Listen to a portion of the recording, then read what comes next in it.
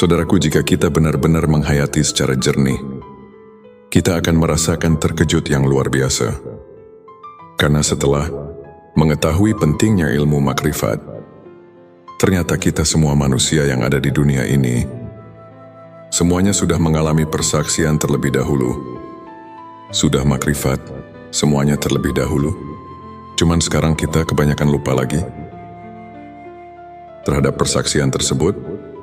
Persaksian kepada Allah Subhanahu wa Ta'ala, sehingga kita tidak tahu dan lupa lagi, tidak mengenal atau jauh dari Allah Subhanahu wa Ta'ala.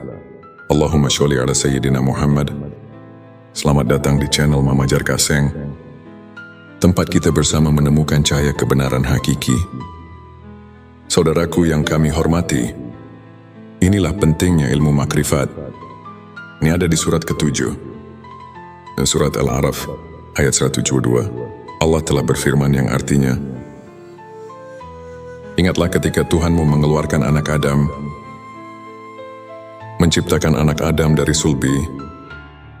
Mereka mengambil kesaksian terhadap jiwa mereka. Seraya Tuhan berfirman, bukankah aku Tuhanmu? Mereka menjawab, ya betul kami bersaksi. Supaya kamu nanti pada hari kiamat tidak mengatakan, sesungguhnya kami orang yang lalai, tidak diberi peringatan tentang hal ini.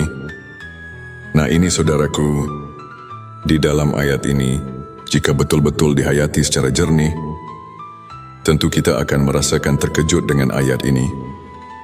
Karena ini ayat akan menggugah hati kita. Di dalam ayat ini Allah memberitahu kepada segenap manusia yang ada di dunia ini, sebagaimana firman Allah, manusia yang ada di dunia ini ternyata semuanya sudah dipersaksikan terlebih dahulu kepada Allah. Sebelum manusia lahir ke bumi ini, sebelumnya silakan bersolawat terlebih dahulu, agar terus terhubung dengan Nur Muhammad dan hakikat Muhammad. Dan tentu saja, silakan tulis solawat terbaik Anda yang sudah biasa Anda gunakan sehari-hari di kolom komentar, sebagai bentuk kecintaan kita kepada Rasulullah Shallallahu Alaihi Wasallam. Masya Allah, betapa besar nikmat yang Allah berikan hanya dengan bersolawat. Hadirin saudaraku semuanya, manusia yang ada di dunia ini ternyata semuanya sudah dipersaksikan terlebih dahulu kepada Allah. Sebelum manusia lahir ke bumi ini, dipersaksikannya ini waktu di alam rahim ibunya. Ini ada di hadis Bukhari, di dalam bab kejadian makhluk, halaman 733, ayat 9. Rasulullah Shallallahu Alaihi Wasallam telah menerangkan, dipersaksikannya di alam arwah, di waktu kandungan, berumur 4 bulan, di dalam kandungan ibunya. Makanya suka ada yang mengadakan adat atau acara dengan nama acaranya. Itu sudah menjadi kebiasaan leluhur. Bahkan sampai sekarang masih banyak yang memperingatinya, yakni acara 4 bulanan. Nah ini asal muasalnya atau sejarahnya, karena ketika 4 bulan itu adalah diturunkannya roh sesudah dipersaksikan kepada Allah Subhanahu wa Ta'ala. Setelah roh mengalami persaksian, setelah roh marifat, semuanya masuk ke alam rahim di waktu 4 bulan tersebut. Nah ini sebelum 4 bulan pun, roh di dalam cabang bayi atau di alam rahim itu sebenarnya sudah ada. Makanya dari 1 bulan, 2 bulan itu cabang bayi tumbuh. Nah itu sudah ada roh. Cuman bukan roh yang suci ini, bukan roh kita yang sejati ini, atau roh yang dipersaksikan ini. Karena roh yang dipersaksikan ini adalah roh kita yang sejati, yang dinamakan arwah kusi, yang nanti akan dicabut kembali, atau istilahnya dicabut nyawa, yang akan meninggalkan jasadnya kembali. Semua ini menurut firman Allah tadi, supaya di hari kiamat, jangan lupa lagi kepada Allah Subhanahu wa Ta'ala, agar kita nanti tidak istilahnya berdemo atau berprotes. Karena semuanya juga kita sudah pada tahu kepada Allah. Pertanyaannya, Kenapa sekarang banyak yang lupa jauh dari Allah? Seolah-olah tidak tahu sama sekali. Padahal dahulu kita ini sudah mengalami pertemuan, sudah mengalami persaksian atau makrifat kepada Allah. Nah, ini maksud dari ilmu makrifat ini. Di video ini kami mengingatkan agar kita semua sebagai manusia jangan leha-leha, jangan terlena, atau jangan sampai dalam hidup ini kita melupakan Allah Subhanahu wa Ta'ala. Karena kita amati dan dipantau oleh Allah Subhanahu wa Ta'ala. Supaya jangan lupa lagi kepadanya, kepada Allah Subhanahu wa Ta'ala, Sang Pencipta alam semesta.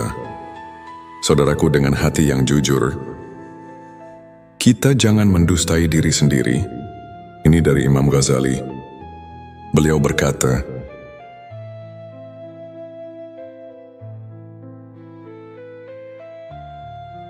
yang artinya, tanyalah hatimu, tanyalah dan tanyalah hatimu. Walaupun orang lain memberi fatwa, nah di sini saudaraku semuanya, kita harus jeli untuk mentafakuri ayat-ayat hadis. Keterangan yang bersangkutan dengan perasaan, khususnya ilmu makrifat, yang ada di dalam ayat ini, atau yang kita bahas, tadi ini akan memberi perangsang pada kita masing-masing. Supaya hati kita jangan ketiduran, jangan terlena, melupakan Allah dengan kegiatan, dengan kehidupan kita. Saudaraku, harusnya ini ada keseimbangan. Walaupun kita sedang menjalani kehidupan, sedang berkegiatan sehari-hari, kegiatan ibadah, kegiatan di luar ibadah. Nah, kita ini harusnya selalu ingat juga, sambil mengingat kepada Allah. Nafsu setan biasanya akan selalu menghalangi agar kita lupa kepada Allah Subhanahu wa Ta'ala, yang padahal kita ini bisa sambil mengerjakan, melihat berkegiatan, mendengar apapun itu, kita bisa sambil mengingat Tuhan, mengingat Allah Subhanahu wa Ta'ala. Contohnya nih ya, seperti kita sedang berkegiatan, bekerja di luar ibadah, maupun dalam beribadah, semua kegiatan lah pokoknya. Dengan contoh seperti ini, kita contoh sedang bergerak, menggerakkan tangan contohnya. Nah, sebenarnya tangan ini tidak bisa bergerak jika kita tidak diberi hidup, jika tidak ditakdirkan oleh Allah, karena Allah Subhanahu wa Ta'ala yang telah menakdirkannya. Buktinya, jika Allah tidak berkehendak, maka semuanya tidak akan bisa bergerak. Seperti maaf contohnya, orang yang mempunyai penyakit tidak bisa bergerak, seperti stroke contohnya. Nah, itu kan ciri pertanda bahwa gerak itu kita tidak bisa berkehendak. Jadi tangan ini tidak bisa menciptakan gerakan, dan gerakan pun tidak bisa menciptakan tangan. Tapi Allah yang menciptakan tangan, dan Allah yang menakdirkan bergerak kepada tangan. Nah, timbul ya qadir. Hai Zat yang menakdirkan. Qadir ini kan talajum, atau identiknya dengan sifat kudrat, sifat mani, salah satu dari sifat yang 20. Nah, sifat mani ini adalah sifat yang tidak akan berpisah dengan Zat. Nah, seperti itu. Jadi kita bisa mengingat Allah dalam keadaan berkegiatan, atau semua kegiatan kita sehari-hari, kegiatan ibadah maupun kegiatan di luar ibadah. Karena Allah itu selalu bersama kita bisa selalu bertemu dengan Allah Subhanahu wa Ta'ala, dan Allah itu lebih dekat dengan kita.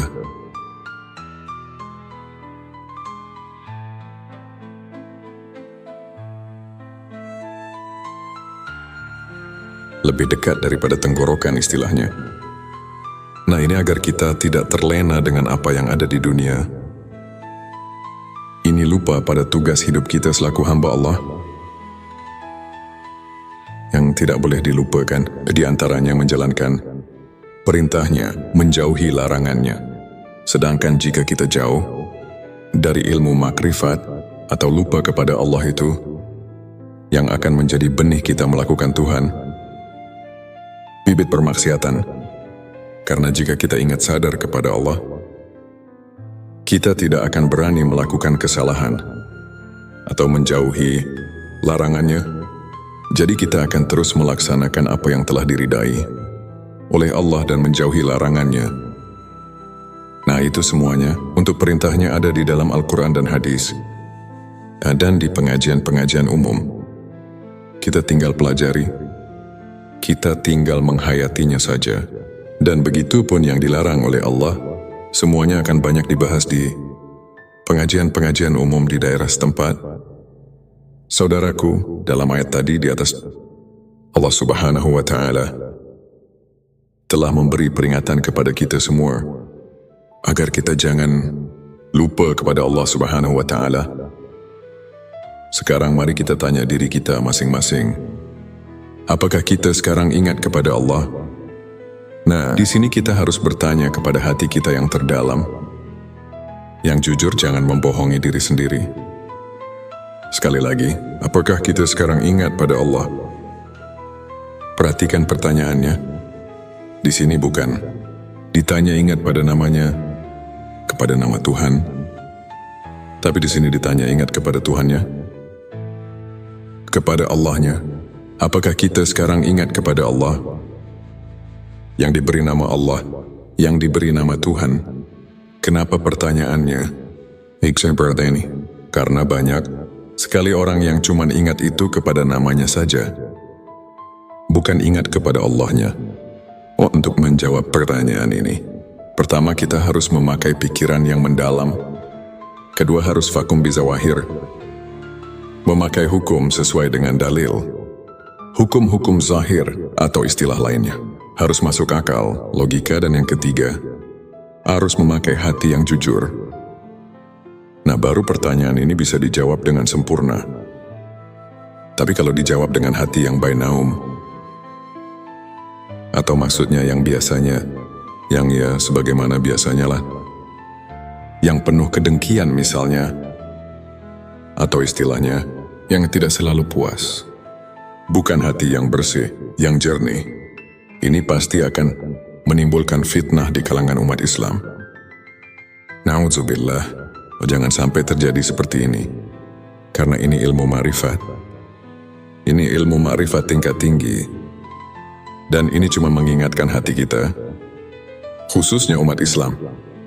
Jangan sampai keliru untuk menetapkan akidah kita kepada Allah Subhanahu wa Ta'ala. Karena ayat tadi di atas itu, Allah terus memantau dengan sifat ilmunya Allah. Maha tahunya Allah mengamat-ngamati. Jangan sampai kita ini lupa kepadanya di dunia ini. Apakah kita sedang lupa, sedang beribadah, selalu mengingatnya, atau terus melupakannya, sehingga kita terus melakukan permaksiatan, dan lain sebagainya. Sahabatku, banyak sekali sebenarnya ayat-ayat yang menyuruh kita jangan sampai lupa kepada Allah Subhanahu wa Ta'ala. Seperti di dalam surah ke-33, ayat 41, Allah memberi perintah, Ya ayyuhallazina amanu fazkurullah zikron kasiro. Hai orang-orang yang beriman, ingatlah kepada Allah dengan sebanyak-banyaknya. Terus ada lagi di dalam surat ke-7, ayat 205, Allah Subhanahu wa Ta'ala berfirman yang artinya, sebutlah nama Tuhanmu dalam hatimu dengan merendahkan diri, rasa takut dengan tidak mengeraskan suara di waktu pagi dan petang, dan janganlah kamu termasuk orang-orang yang lalai, yang lupa kepada Allah Subhanahu wa Ta'ala. Saudaraku, jikalau ayat ini dikaji, ditafakuri secara mendalam, pasti kita ini akan terpanggil secara spontan. Terus kita akan mengusahakan supaya kita terus mengingat kepada Tuhan. Bahkan ada lagi yang sering kita baca ini dalam solawat, yang berbunyi, fi kulli lamhatin wa nafasin bi, ada di kulli malumilah. Itu di ujung selawat nariyah. Keterangan yang mengingatkan kita ini harus ingat terus kepada Allah itu sebing bilangan nafas, M, dan kedipan mata.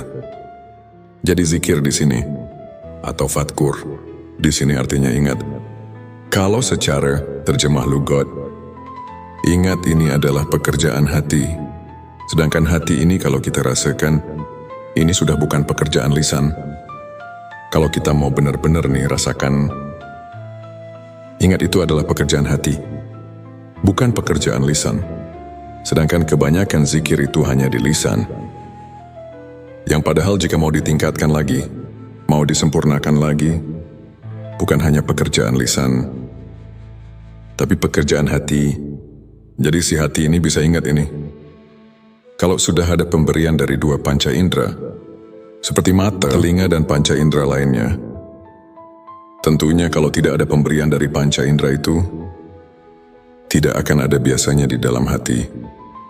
Coba saja kita rasakan, bisakah kita ingat kepada yang belum diketahui? Nah biasanya ini kan tidak mungkin. Karena bisanya kita ingat itu harus pada yang sudah kita ketahui. Contoh kita ini sudah bertemu dengan seseorang yang bernama, contohnya Ki Jaib. Maka kita tahu ketika kita bertemu di jalan, atau kita membayangkannya, pun itu bisa kita mengingat, karena kita pernah bertemu dengan yang namanya Ki Jahid. Tapi jika kita belum tahu, belum pernah bertemu dengan si Ki jadi itu, maka walaupun di jalan berpapasan, kita tidak akan tahu bahwa itu Ki Jahid.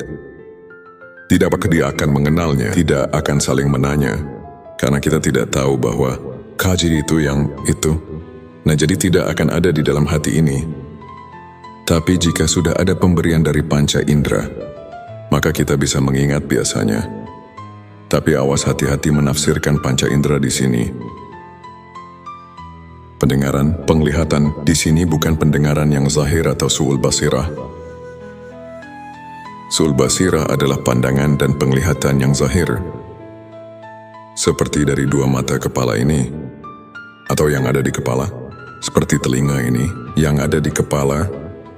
Bukan itu dari penafsirannya. Jangan salah, ini adalah penglihatan atau pendengaran, ainul basirah dan hakul basirah. Bagaimana untuk menjabarkannya, menjelaskannya?